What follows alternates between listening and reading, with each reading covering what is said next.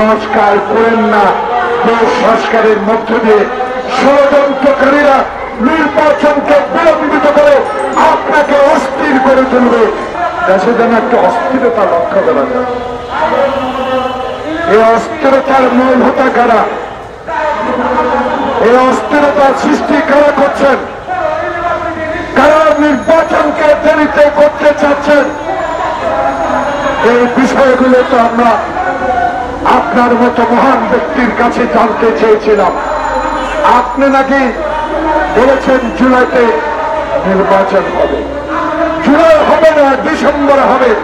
রোডম্যাপটা দিলেই তো যারা আন্দোলনে ছিলাম, যারা হাসিনা আমলে আয়না করেছিলাম, যারা আন্দোলন করে লক্ষ লক্ষ মামলা খেয়েছেন, তারা আপনার সাথে বসতে পারত। কিন্তু এখনো তো নির্বাচনের ম্যাপটা ঘোষণা করলেন না। তাই আমাদের সন্দেহ, তাই আমরা মনে করি এই অস্থিরতার কারণ আপনারা যদি সৃষ্টি করে থাকেন, তাহলে অস্থিরতার জন্য বাংলাদেশ জাতীয়তাবাদী দল কোনদিনও দাবি কোনদিনও গ্রহণ করবে না। এই দোষ আমাদের না, এই দোষ আমাদের খাওয়া দিতে পারবেন না।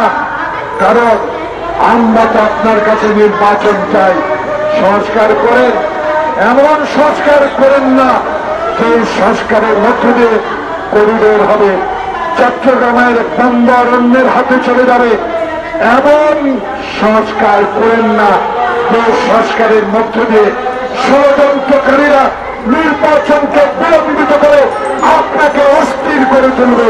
তাই আপনি অস্থিরতা কাছে তোলে আপনাকেই অচিরে আজকে কালকে পরশুর মধ্যে হলে আপনাকে নির্বাচনের তফসিল ঘোষণা করতে হবে।